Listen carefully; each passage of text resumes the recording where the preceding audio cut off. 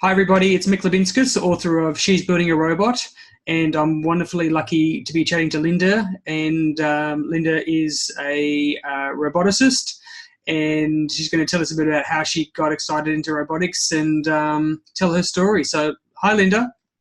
Hi, Mick. Thanks for having me here. I'm Linda Luo, and I'm currently building the educational robotics platform for students to learning robotics and AI. Fantastic, that's great. And where are you based at the moment? I'm based in Shenzhen, China, the hardware Silicon Valley, we call it. The hardware Silicon Valley, that's right. I've been to Shenzhen, and it was an amazing city, really beautiful, and had a lot of parks and mountain biking and restaurants and cafes. It was very sophisticated. I thought it was really nice place. So, and amazing manufacturing systems for hardware. So, is that why you set up the robotics education group there? Yes, originally we started in Australia, Sydney, and then I moved back to China, Shenzhen, particularly for that reason, because Shenzhen is the biggest electronic resources market in the world.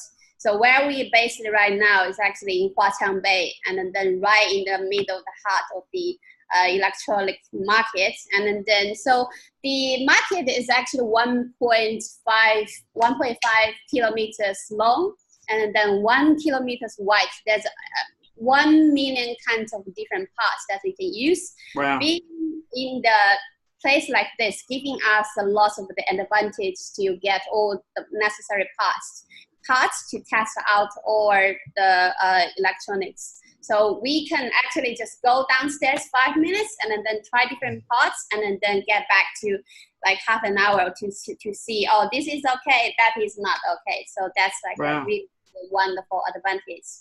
That's like being a chef next to the freshest food markets with the best spices, and you've got all the ingredients right there, right? So exactly. And can you tell me, how did you first get into technology? How did you get excited about it? Were you born that way? Was it a teacher, a program?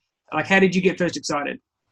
So I actually studied finance. So because in China, there's lots of things actually related to money. And then I've been pushed, like my parents pushed me to study finance.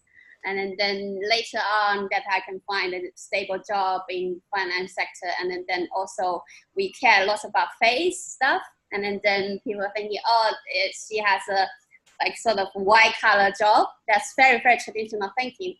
But like after the degree, I haven't done anything related. And then I have always been working in the tech sector and very passionate about technology. And yeah, that's my whole career life for the past 10 years was in technology, and then developed myself in the sector. Do you remember your first interaction with technology, like either robotics or programming, or when was the first time you saw some technology and went, wow, look at the capability of this? Do you remember? I had my first computer when I was 16. Okay. How did you get that computer? It was from my parents, and okay. And then I was building. I wasn't building things. I was playing a lot of the game by that time, and then what sort? Do you remember the games you were playing? I think it was from an international company. It was more like a bubble thing, and then I have to go to the task, and then go next level, and then I play that day and a night, and then eventually my brothers, they get angry. They get really angry, and then they took away the computer. Excellent. It's interesting how games was how I first got into computers, and then programming again when my parents got me one, and I think it's a good avenue. Like I think if you buy a console like a PlayStation, you don't actually have an interaction. But one of the advantages of a PC is that sometimes you've got to configure it, and sometimes you've got to make some adjustments, and maybe go to a command line, and it's a way to get. And then you do a mod, and there's good ways to creep in through computer games. So that's good to know. Yeah. Okay, and then and tell me about the program. So is it aimed at teaching kids robotics? We aim to targeting on the higher education, so people who is actually in the university. Okay. And they have a little bit basic knowledge about programming, and then we giving them the platform that they can actually use the hardware plug play, and then more focusing on doing the machine learning, deep learning to train their skills in particular robotics and AI. Excellent. And just because it's a particular focus of mine, obviously, what's the balance, the gender balance like? Is it fairly even, or is it dominated one way? Is it in terms of male and female? Right now, it's mostly male. In being in China, I think living in China and abroad is actually giving me a lot of insight about how actually the differences. I felt like in the West, there's about the gender equality thing. They are a lot more ahead of China or Eastern country.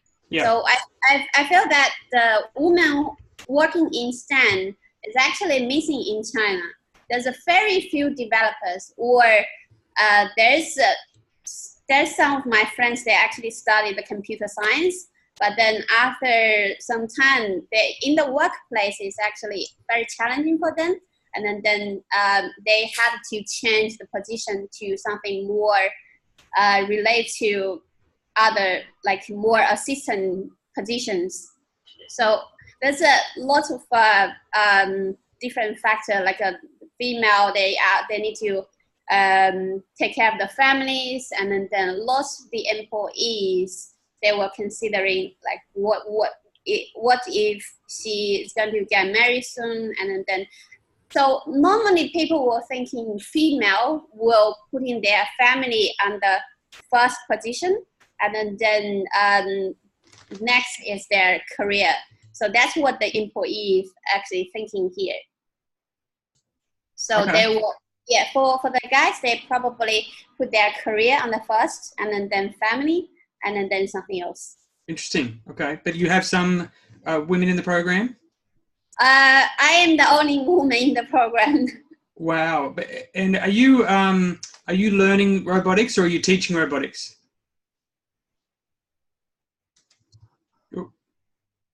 Sorry, it froze for a second. Are you creating the program, the robotics program? I am actually currently leading the project, and then we have hardware engineer, software engineer, and then we have professors that's creating the program. So we sort of have a great combination to actually creating the platform. So my role is more on the business side about the program. I will consult the professors and the engineers. Yeah. Sorry, I lost your voice for a second.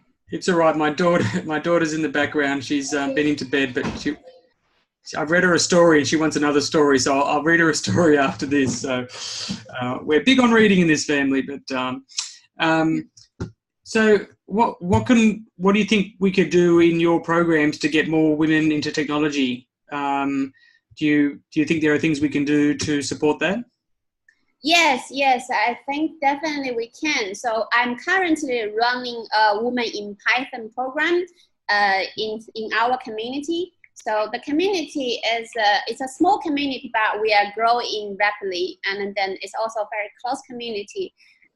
All these participants, they're actually coming back every week, and then we actually particularly teaching them in Python, because lots of the robotics AI project has done in Python.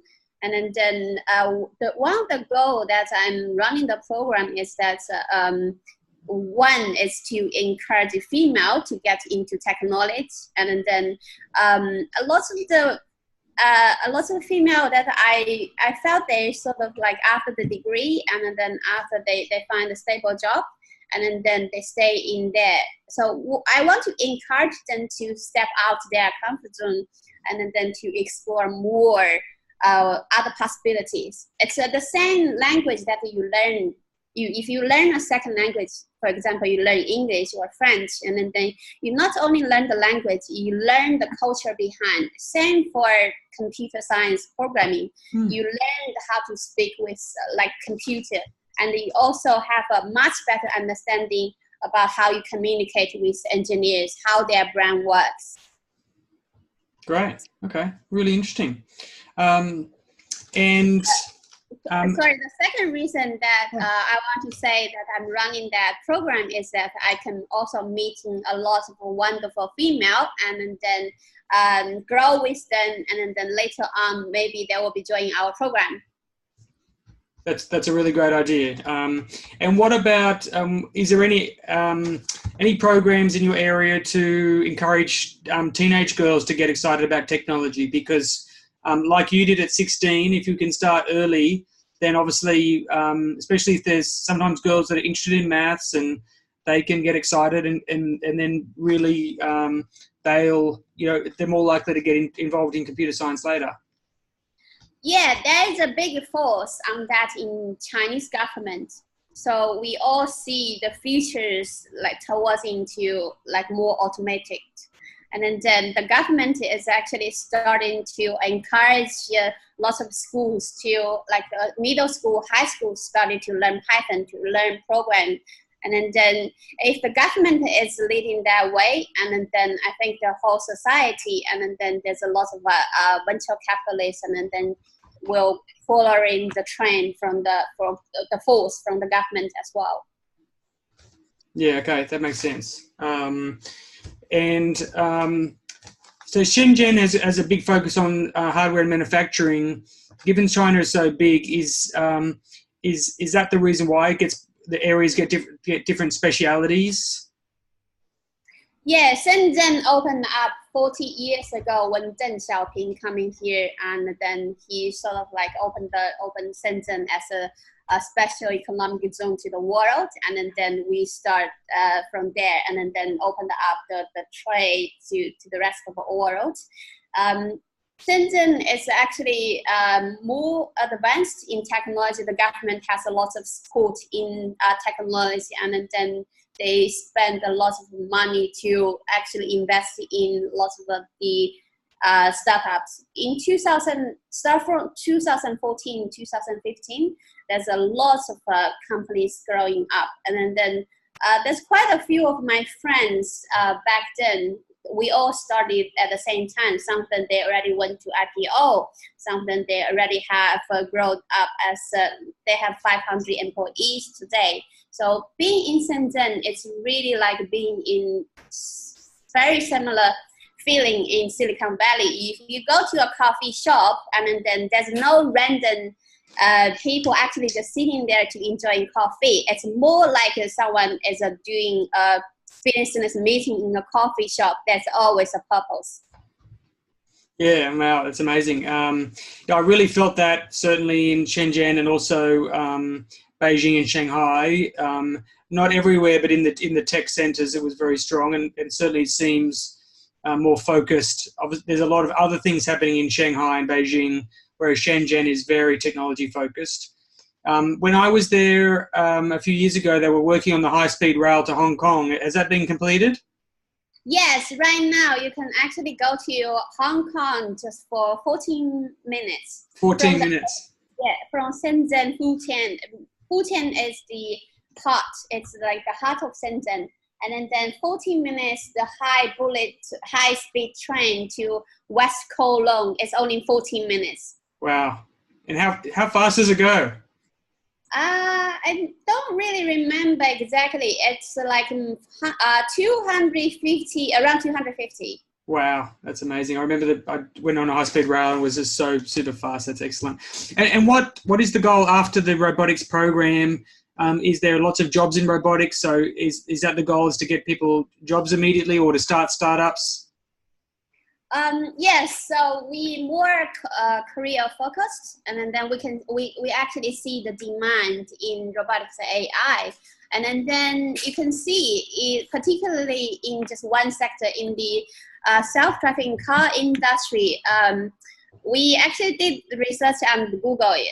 You can find out the average self-driving car engineers, they get paid 230,000 US dollars per year. So we can definitely see there's a huge demand into it. And all the big self-driving car company, they are on the talent war. They are trying to get best engineers to be the top self-driving car in the world to actually step out from the second or third one. Wow, that's amazing. That's great. And what's the thing you love most about robotics? I like robotics because about 2.5 years ago, I talked to my friend, and then one of my friends, she's the quality control engineer in the mobile factories, and then she told me that in the factory owner replaced the worker on the streamline with the robots has exactly the same name as the person's name. So that person was operating the machine, and then his name was James, and then replaced by the machine as also called James. And then later on, I went to lots of the robotics exhibition that's more industry robots, and then looks more like ABB and KUKA, all those giant robotics company. And then I see there's a lot of efficiency to have the industry robots, and then I also see there's a huge trend towards in that way. All the venture capitalists in like the leading place in Silicon Valley, they're actually throwing tons of money into that sector. Like the software, the SoftBank Ventures, Vision Fund, they have a huge amount of money to all focusing in like robotics AI. And then I also see our future is towards in that way. So that's why I'm very passionate about it. Fantastic. Excellent. Well, that's really wonderful to see, and thank you so much for sharing your story and the work you're doing. I hope the Python groups for women and also young women improves and grows, and I'd love to get out there and see some of the programs you're doing and come visit Shenzhen again. It was an amazing experience. So I'll have to make sure I include some links to your programs in the blog post. If there's a teenage girl out there who's thinking about pursuing a career in technology or robotics, what advice would you give them? I will give them the advice as like just go for passion. I have watched the interview lately. The interview was the journalist interview Steve Jobs, and then I have slept the whole long way during the interview. But there's one thing that he remembers stuck in my head is that everybody should learn program. So my suggestion or advice to that teenager to pursue the career in technology is that follow your passion, follow whatever that you're passionate about, and then what interests you the most. And then robotics in general is really, really interesting. Fantastic.